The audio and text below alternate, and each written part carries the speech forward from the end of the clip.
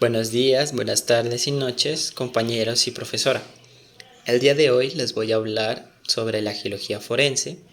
Miraremos un poco acerca de múltiples pautas y conceptos que nos serán útiles para así comprender su importancia y el rol que cumple en la actualidad tanto a nivel nacional como internacional. Bueno, en primer lugar tenemos que definir qué es la geología forense. Bueno, aquí les dejo una cita de un artículo del geólogo Carlos Molina, donde expresa que la problemática social de nuestros países latinos genera altos índices de delincuencia que requieren buscar soluciones. Entre ellas se necesita el aporte de los geólogos para buscar la verdad que pide la sociedad cuando declarar crímenes se trata. Bueno, dicho esto, podemos decir que la geología forense es una rama de las ciencias forenses donde se aplican los conocimientos y técnicas de la geología para el esclarecimiento de posibles actos punibles. Entiéndase actos punibles como delitos. Bueno, ¿cuál es la diferencia entre la geología médica y la geología forense? Para marcar su diferencia, primero hay que definir de qué se trata la geología médica. Bueno, aquí les traigo un concepto globalizado que determina la línea entre estas dos. Esta es una disciplina que se dedica a investigar cómo los procesos y materiales geológicos, así como los derivados de actividades humanas, influyen en la salud de las personas. Bueno, dicho esto, la principal diferencia entre la geología forense y la geología médica reside en los conocimientos que cada una requiere. Por un lado, pues la geología médica emplea estos dichos métodos para identificar los efectos de los procesos y materiales geológicos en la salud humana, o sea, recae prácticamente en todo lo que tiene que ver con la salud humana. Por otro lado, como ya hemos visto, la geología forense se enfoca en la búsqueda de elementos materiales probatorios de origen geológico esenciales para establecer la existencia de una conducta punible. Entonces ahí podemos entender la gran diferencia que traen estas dos materias. Por un lado se trata de la salud humana y por otro se trata de una conducta punible, que pues es un delito. Bueno, el desarrollo de la geología forense y sus proyecciones. Bueno, vamos a retroceder en el pasado, es más específicamente al año 1856, cuando un ferrocarril en Prusia contenía un tonel de monedas de plata, el cual llegó sin estas y a cambio de las monedas en su interior se encontró arena. Esto provocó que un científico del suelo adquiriera esta muestra para así relacionar el lugar donde sucedió el cambio de mercancía por arena. Este es considerado el primer caso que aparece documentado como comparación de suelos, que fue de gran ayuda para la policía al resolver este caso. Bueno, ya siendo un poco más técnicos, el primer caso sustentado en los estrados judiciales se remonta en Alemania en 1904, donde el científico forense George Poe resolvió un caso judicial diferenciando minerales y otros elementos encontrados en el suelo.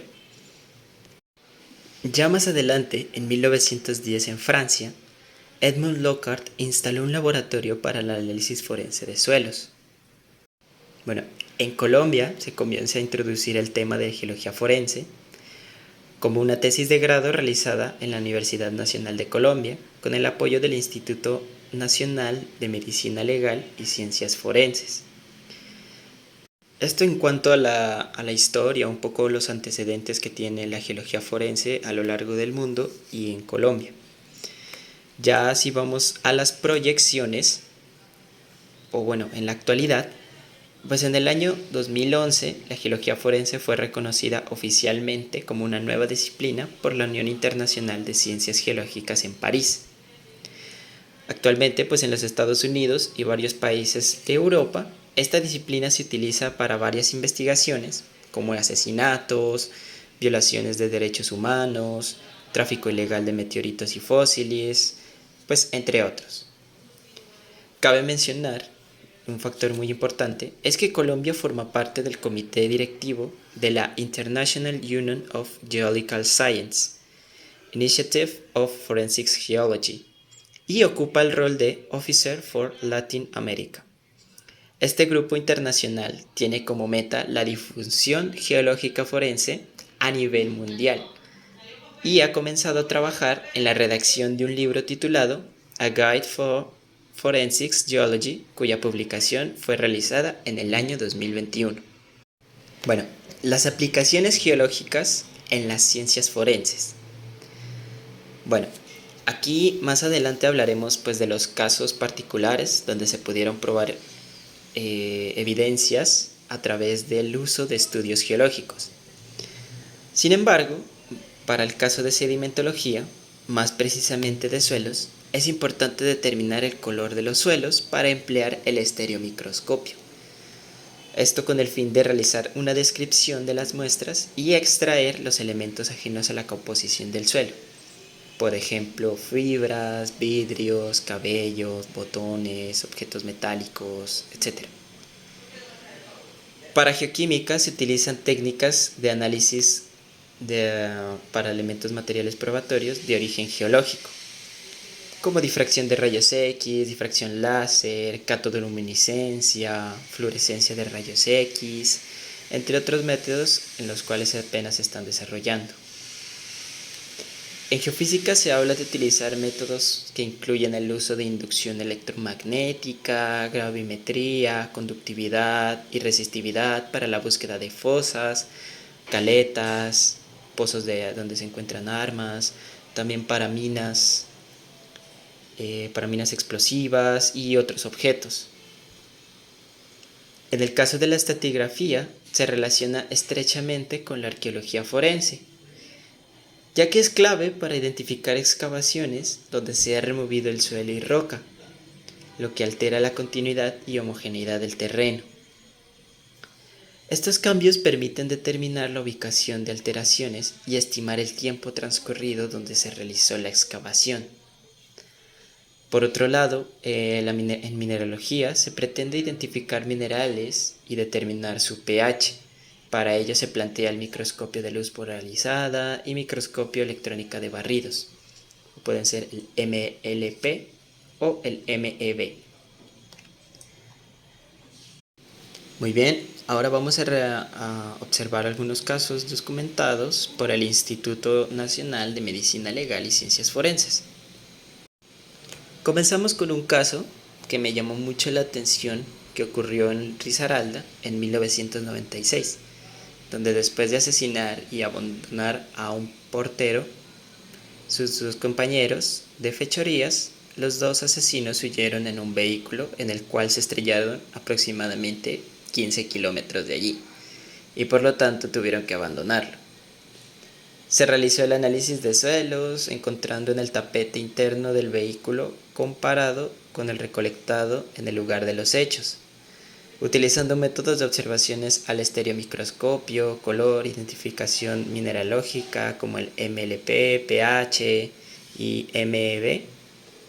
Los resultados mostraron que en ambas muestras tenían predominio de la fracción arena, sin carbonatos, mineral magnético como la limonita, presencia de cuarzo, plagioclasas, anfibol, opacos, óxidos y arcillas. Por lo anterior, se concluyó que eran similares. Este resultado le sirvió al fiscal para vincular las dos personas capturadas en el homicidio, quienes finalmente reconocieron haber sido los victimarios. Otro caso ya mucho más reconocido fue el secuestro de 12 diputados del Valle del Cauca en Cali en el año 2002, llamado el caso de la Asamblea del Valle. En el año 2007, 11 de los 12 diputados fueron encontrados muertos. Se requería saber si ellos habían sido asesinados en el mismo lugar selvático donde aparecieron sus cuerpos en fosas individuales, o en otra parte. Para ello, se compararon las adherencias del suelo encontradas en las bolsas donde fueron envueltos con las muestras de patrón de las fosas donde aparecieron. En total se hicieron 30 cotejos entre 11 muestras, observando que las provenientes de las fosas son de aspecto arcilloso, mientras que las desprendidas de las bolsas eran pequeños fragmentos de roca, a excepción de un suelo que tenía predominio de partículas de tamaño arena, pero eso no tiene tanta relevancia al ser un caso aislado. Por lo anterior, se pudo concluir que el lugar donde sucedió la masacre fue diferente al sitio donde debieron haber estado en cautiverio. Otro caso que me resultó muy interesante, como la identificación de minerales, fue en el año 2004 en la ciudad de Bogotá, donde se solicitó por parte de la Fiscalía identificar 7 piedras de color verde. Con el fin de saber si eran o no esmeraldas, se observó con el estereomicroscopio una clara unión de mala calidad entre la corona y el pabellón de cada una de ellas.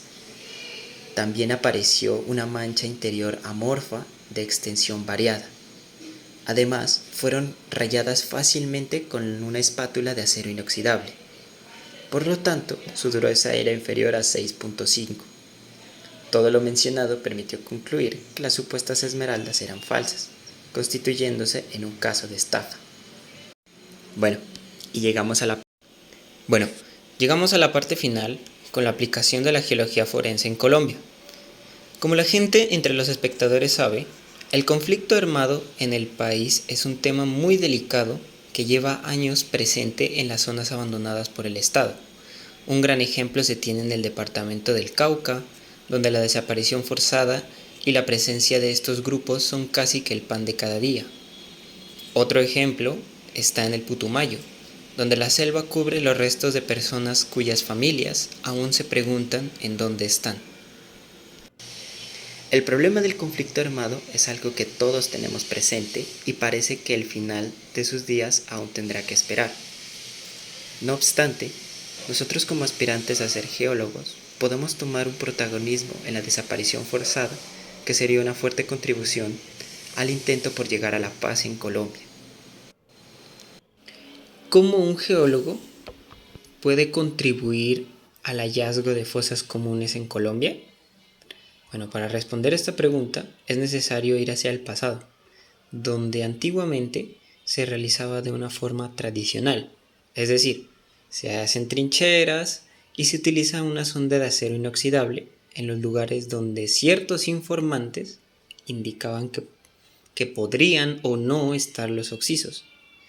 Por lo cual, pues ciertas investigaciones judiciales muchas veces resultaban con pocos registros y siempre permanecía la incertidumbre de saber si los restos realmente estaban o no en el sitio examinado. En el 2023, los 2 estudiantes de criminalística se tomaron la tarea de averiguar ante las entidades de control como la Fiscalía General de la Nación las principales herramientas que tienen para el hallazgo de fosas comunes, a lo cual uno de los técnicos afirmó que existía un georradar de penetración terrestre, el cual ninguno del equipo de búsqueda sabía cómo funcionaba. Esto llevó a hipotetizar que los métodos geofísicos no se han tomado con cautela y destacado su importancia en la búsqueda de fosas comunes víctimas de la desaparición forzada.